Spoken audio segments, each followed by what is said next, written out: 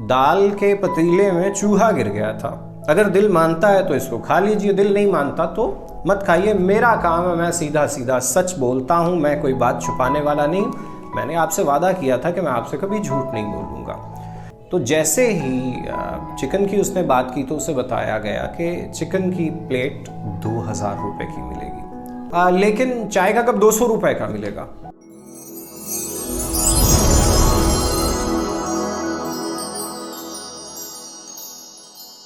किसी गांव में एक खिलाड़ी रहता था। साथ वाले गांव में कबड्डी का एक टूर्नामेंट हुआ और उस खिलाड़ी की कप्तानी में उसकी टीम ने कबड्डी का वो टूर्नामेंट जीत लिया।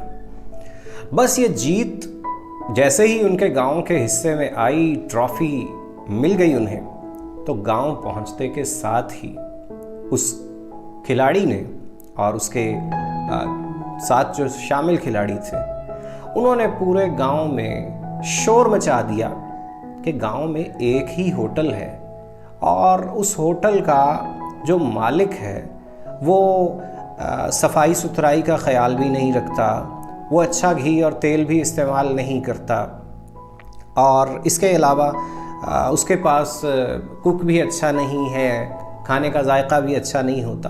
तो इसलिए मुझे मौका दिया जाए कि मैं इस होटल को चलाया करूं और मैं चैलेंज करता हूं कि जब मैं चलाऊंगा तो होटल की सफाई भी बहुत अच्छी होगी और खाने का जायका भी बहुत अच्छा होगा और बिलखुसूस ये कि मैं घी और तेल भी बहुत अच्छा इस्तेमाल किया करूंगा।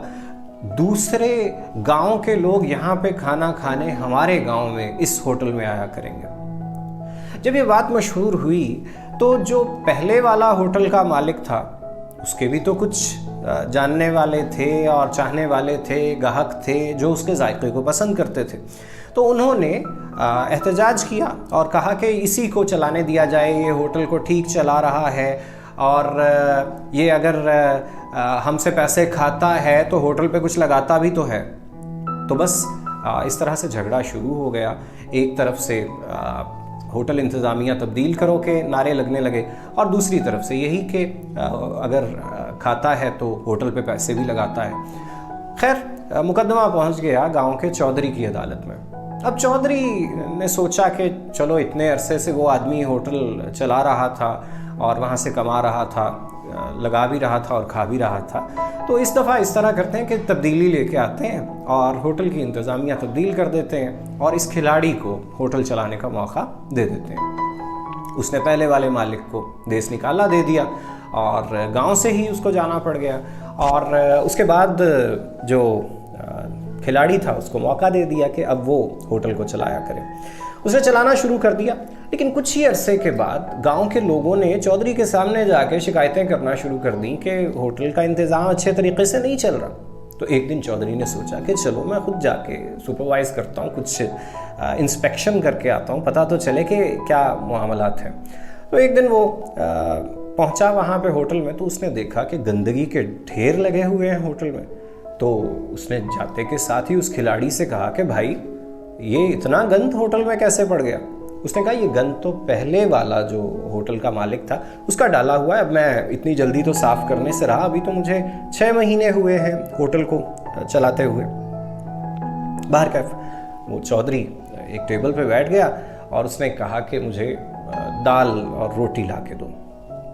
चौधरी के सामने दाल और रोटी ला के रख दी गई, लेकिन उस जो खिलाड़ी था, जो मालिक था होटल का, उसने साथ ही ये भी कह दिया कि दाल के पतीले में चूहा गिर गया था। अगर दिल मानता है तो इसको खा लीजिए, दिल नहीं मानता तो मत खाइए। मेरा काम है, मैं सीधा सीधा सच बोलता हूँ, मैं कोई बात छुपाने वाला नहीं। मैंने आपसे वादा किया था कि मैं आपसे कभी झूठ नहीं बोलूँगा। तो अब जैसे ही जाहिर है कि इस बात का पता चला कि दाल में चूहा गिर गया था, तो चौधरी ने दाल खाने से इनकार करना ही था। कोई भी होता उसकी जगह तो वो इनकार ही करता। उसके बाद क्या हुआ कि उसने कहा कि अच्छा चलो मुझे गोश्त ला दो, फिर चिकन ला दो। तो जैसे ही चिकन की उसने बात की तो उसे बताया गया कि चिकन की प्लेट 2000 रुपये की मिलेगी।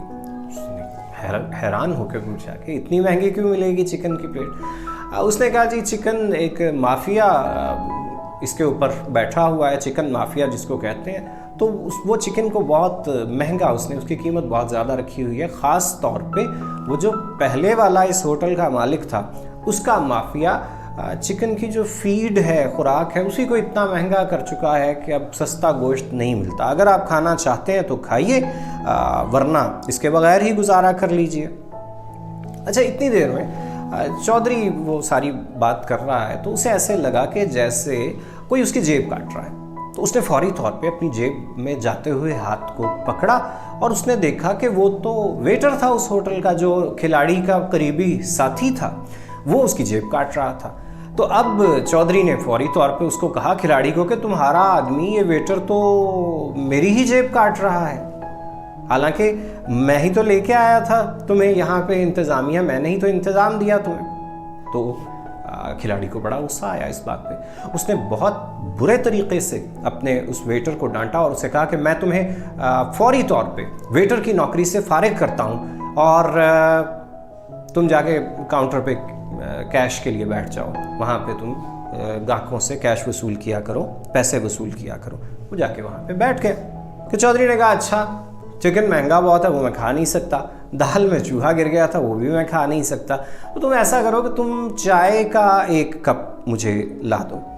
तो उसने कहा कि वो जो पहले वेटर था और अब वो काउंटर पे क्लर्क बन के बैठा हुआ था, कैशियर बन के, उसने वहीं से आवाज़ लगाई कि ठीक है, लेकिन चाय का कप 200 रुपये का मिलेगा। तो चौधरी हैरान हो गया कि चाय का कप 200 रुपये का क्यों मिलेगा।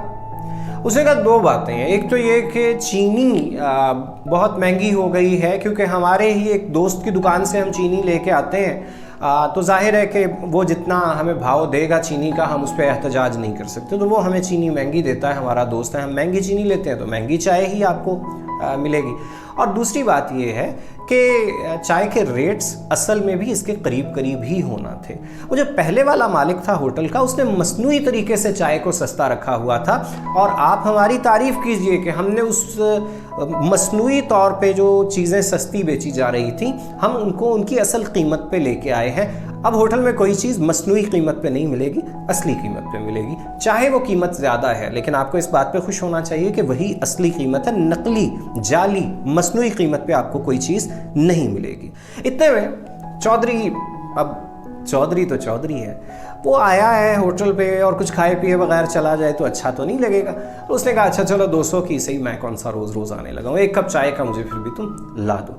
अब इतनी बात करने के बाद चौधरी चाय का इंतज़ार कर रहा है, तो वो जो खिलाड़ी है उसने आवाज़ दी और उसने कहा कि चौधरी साहब, आपकी गाड़ी जो होटल के पार्किंग में खड़ी है, वो मेरा एक साथी चोरी कर रहा है, मेरी टीम का एक खिलाड़ी उसको चोरी करने लगा है, बचा सकते हैं तो बचा लें। अब चौधरी को बड़ी हैरत हुई कि यार, मैं तुम लोगों को सबको लेके आया हूँ, मैंने तुम्हें यहाँ का होटल का मालिक बना दिया है, होटल का इंतज़ाम तुम्हें दे दिया है, और मेरी गाड़ी तुम्हारा बंदा चोरी कर रहा है, और बजाय इसके कि तुम उसे रोको, तुम मुझे बता रहे हो। तो उस खिलाड़ी ने, जो उस टीम का कप्तान था, उसने आगे से कहा कि भलाई का तो ज़माना ही नहीं रहा, पता नहीं कितने सालों से, कम से कम 35 साल से वो आदमी होटल चला रहा था, और वो तुम लोगों से सब कुछ छुपा के रखता था। तुम लोग इस बात पे बड़े खुश थे कि वो खा रहा है तो लगा भी रहा है।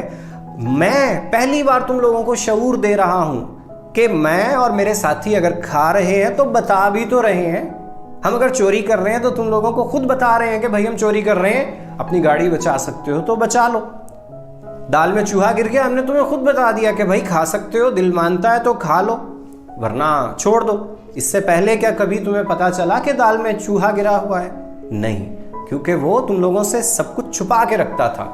मैंने तुम्हारे साथ वादा किया था कि मैं कभी झूठ नहीं बोलूँगा, झूठ सच जितना भी कड़वा होगा मैं तुम्हें बताऊँगा, तो मैं तो तुम्हें बता रहा हूँ। और बाकी सारी उसकी जो टीम थी वो इकट्ठी हो गई और उन्होंने चौधरी को बुरा भला कहना शुरू कर दिया कि तुम लोग इस काबिल ही नहीं थे कि तुम्हें इतना अच्छा होटल का मालिक और इतने अच्छे वेटर और इतने अच्छे क्लर्क और इतने अच्छे चौकीदार मिलते, जो तुम्हारी गाड़ी की चोरी के वक्त तुम्हें बता देते कि भाई चोरी कर रहे हैं।